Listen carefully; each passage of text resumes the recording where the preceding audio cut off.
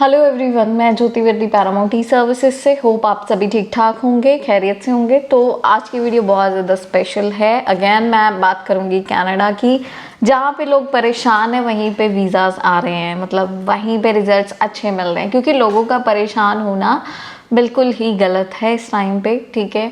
क्योंकि आपको पता है कि हम लोग जब एक practical experience of life everybody has done, मतलब सभी ने किया होगा कि ज़िंदगी कभी नहीं रुकती है, चाहे कोई चला जाए चाहे कोई आ जाए। तो this is the normal decisions, ठीक है।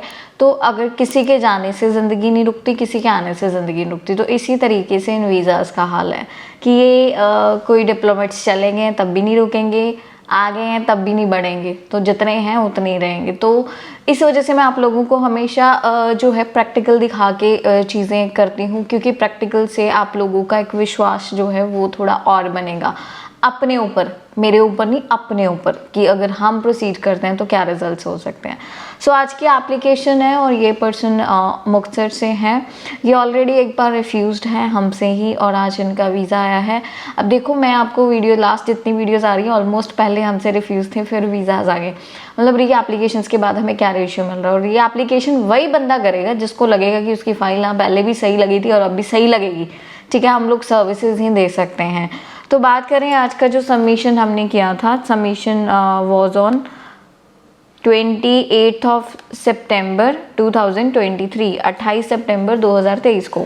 बायोमेट्रिक के कॉलम में आप देख सकते हो we do not need your fingerprints, मतलब नहीं चाहिए फिंगरप्रिंट्स उनके ऑलरेडी पहले के हुए हैं। अगर आप वो भी चेक करना चाहते हो तो मैं आपको दिखाई देती हूँ।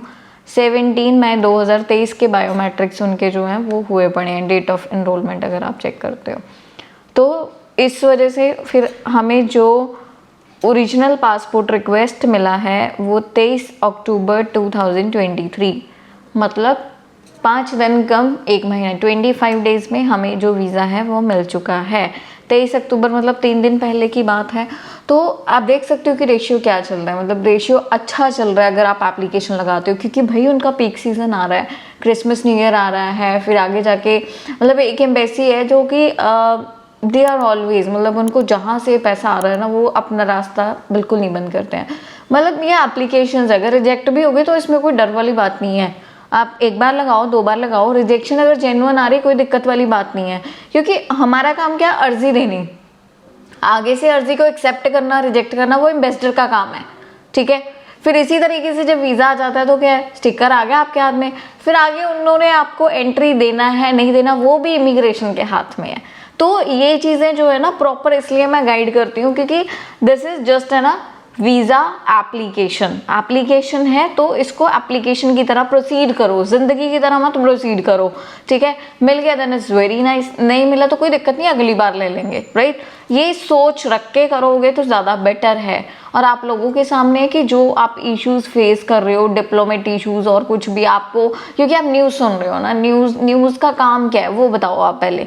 न्यूज़ का काम है कुछ भी मिले और वो ज़्यादा से ज़्यादा प्रमोट तो तभी होगा ना जब उसमें थोड़ा सा हम करेंगे, अपग्रेड कुछ करेंगे। तो सिंपल सी बात है, आप लोग चीज़ को समझ रहे हो। तो आपको क्या करना है, आपको ध्यान उस चीज़ पे देना है जो, और ये न्यूज़ भी कौन फैला रहा होता है, वो बंदे फैला रहे होते हैं जिनका इमिग्रेशन से दूर दूर तक कोई नाता ही नहीं होता, जिन्होंने कभी वहाँ पे काम ही नहीं किया होता, जिन्होंने कभी कोई एक फाइल भी नहीं लगाई होती, वो लोग फैला रहे होते हैं इन चीज़ों को। तो आपको इन चीज़ों को नेग्लेक्ट करके, ठीक है, आपको सिर्फ पॉजिटिव चीज़ें और अच्छी चीज़ें अपने अराउंड अस रखनी है।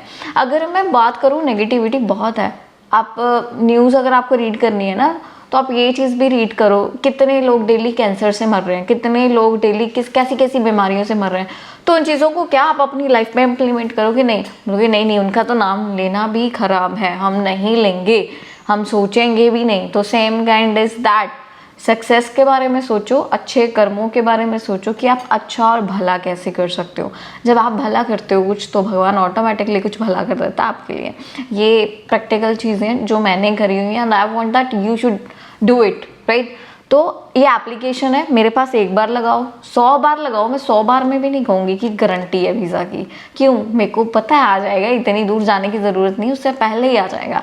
But what I am guiding to you कि आप लोगों को दोनों चीज़ों की आदत डालनी है, अप्रूवल की भी, रिफ्यूज़ल की भी, राइट। रिफ्यूज़ल भी आ जाता है, कोई बहुत बड़ी बात नहीं है, ठीक है। हम लोग एप्लीकेशंस चेक करवाते हैं प्रॉपर तरीके से, हम भी मेंटेन करते हैं, ठीक है। एप्लीकेशन जब चेक करवा रहे होते हैं ना, अगर उसमें कुछ मिस्टेक भी निकलती है तो उस चीज़ को लाइट लिया करो। वो चीज़ें सही करने के लिए चेक करवा रहे हैं, उन चीज़ों को अच्छे तरीके से। कई बार मैनिपुलेशन हमने सही करी होती है, वो हमें पता है कि आप कौन से ईयर से, हम ये थोड़ी लिखेंगे कि हमें जो एजुकेशन का सर्टिफिकेट है वो इस डेट को मिला तो वो वाली डेट हम एजुकेशन की डाल देंगे। नो, जब सेशन 12th का चल रहा है, वो स्टार्ट होता है अप्रैल से, खत्म हो जाता है मार्च में, तो हम सेशन के हिसाब से लिखेंगे ईयर, ना कि सर्टिफिकेट के हिसाब से। तो नेक्स्ट जो एजुकेशन होगी वो फ्लक्चुएट नहीं हो जाएगी। तो इतनी थोड़ी सी कॉमन सेंस जो है वो रखा करो कि आपने किस लॉजिक से लिखी है, इन चीज़ों को पूछ लिया करो। या मतलब स्पेलिंग मिस्टेक है एक दो, डजंट मीन अगर वैसे में गलत फाइल नहीं ना जा रही तो अच्छा है। अगर आप लोग ऐसे मतलब पैनिक कर जाते हैं कई लोग कि हम एप्लीकेशन दे रहे हैं, भाई आप अकेले नहीं हो मेरे पास, ठीक है, और मैं अकेली ही हूँ, ये इतने लोगों को हैंडल करने वाली हैं, एप्लीकेशंस करने वाली, मैं अकेली हूँ, राइट। मेरे को चेक करनी है फाइनल पे, इसीलिए मैं सबसे पहले आपको चेक करवा देती हूँ। यूर सेटिस्फाइड, फिर मेरे को जो चेंज करना होगा या जो मैनिपुलेट करना होगा वो हम कर देंगे, राइट। तो इस तरीके से क्या रहता है, चीज़ें हम प्रॉपर तरीके से करके भेजते हैं।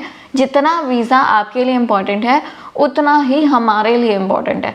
तो हमारा जो एक और थी, एक क्या टारगेट है कि एप्लीकेशन अच्छे से जानी चाहिए, वीज़ा अपने आप आ जाए।